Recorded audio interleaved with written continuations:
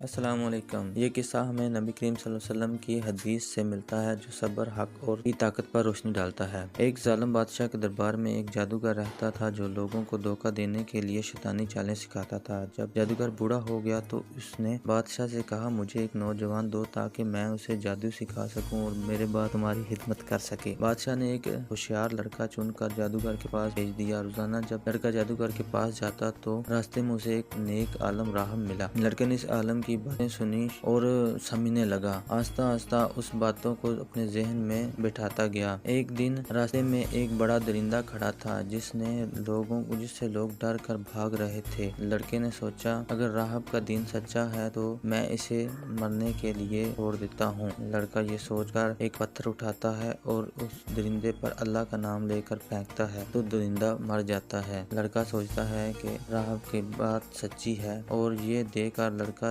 راہب کے پاس گیا اور سارا واقعہ سنایا۔ راہب نے کہا، بیٹا تم حق پر ہو، مگر یاد رکھو جب تمہارا ایمان مضبوط ہو جائے گا تو تمہیں آزمائشوں سے گزرنا پڑے گا۔ اللہ نے لڑکے کو معجزاتی طاقت عطا فرما دی۔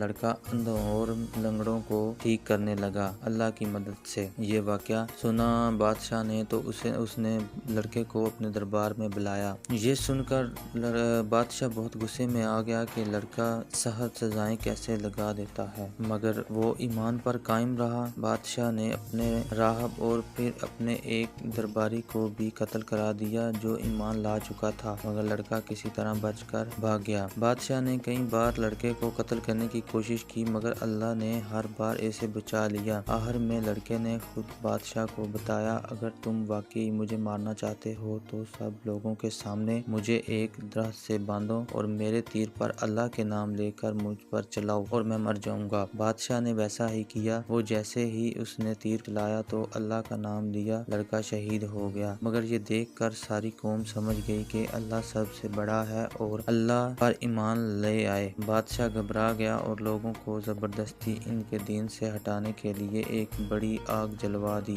جو بھی اللہ پر ایمان رکھتا ہے اسے اس آگ میں ڈال دیا، مگر محسنین نے آگ میں کودنا قبول کیا مگر ایمان سے نہیں ہٹے۔ حق کو دبایا نہیں جا سکتا، بالآخر سچائی غالب آتی ہے۔ اللہ کے ولیوں پر آزمائشیں آتی ہیں مگر وہ صبر اور ایمان سے کامیاب ہوتے ہیں۔ ظالم ہمیشہ ہلاک ہوتا ہے اور اللہ کے دین کو کوئی مٹا نہیں سکتا۔ اگر آپ کو یہ کہانی پسند آئی ہو تو میرے چینل کو سبسکرائب کریں اور بیل آئیکن کو ضرور پریس کریں۔ اللہ حافظ۔